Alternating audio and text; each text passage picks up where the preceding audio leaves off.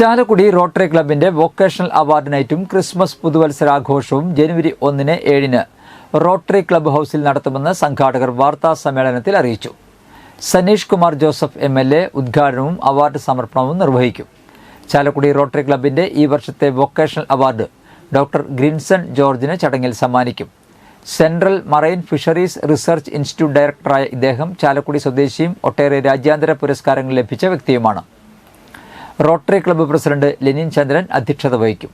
ക്ലബിന്റെ സ്മൈൽ ചാലക്കുടി പ്രോജക്റ്റിന്റെ ഭാഗമായി നിർധനരായ രോഗിക്ക് വീൽ ചെയർ നൽകൽ, വാഴച്ചാൽ ട്രൈബൽ സ്കൂളിൽ TV സമ്മാനിക്കൽ, 24-ാം വാർഡിൽ നിർധന കുടുംബത്തിന് വീടിന്റെ അറ്റകുറ്റപ്പണി പൂർത്തിയാക്കി വാസയോഗ്യമാക്കി നൽകൽ എന്നിവയും നടപ്പാക്കുന്നതായി president Lenin Chandran, treasurer PV Jose, Rotary assistant governor Sabu Chakkalakkal, admin chairman Ramesh Kumar Kuzhikkattil എന്നിവർ വാർത്താ സമ്മേളനത്തിൽ അറിയിച്ചു.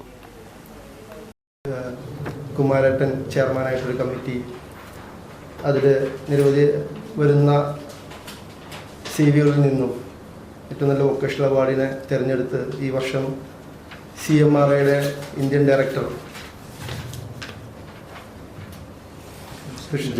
ഗ്രിൻസൺ ജോർജ് അദ്ദേഹത്തിനാണ് ഈ തവണ നമ്മൾ തിരഞ്ഞെടുക്കുന്നത്. ഒരുപാട് ഒട്ടേറെ ഇൻ്റർനാഷണൽ അവാർഡ്സും ഇന്ത്യൻ ഓഷ്യൻ, അറബിക് ഓഷ്യൻ എല്ലാത്തിൻ്റെയും കാലാവസ്ഥ വ്യതിയാന പഠനവും.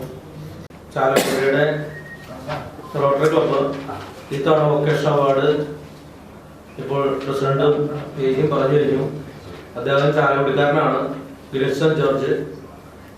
അദ്ദേഹം സെൻട്രൽ മറൈൻ ഫിഷറീസ് റിസർച്ച് ഇൻസ്റ്റിറ്റ്യൂട്ടിന്റെ ഡയറക്ടറാണ്. 165ഓളം സയന്റിസ്റ്റുകളെ അദ്ദേഹം ഇതിന്റെ കീഴിലാണ് വർക്ക് ചെയ്യുന്നത്.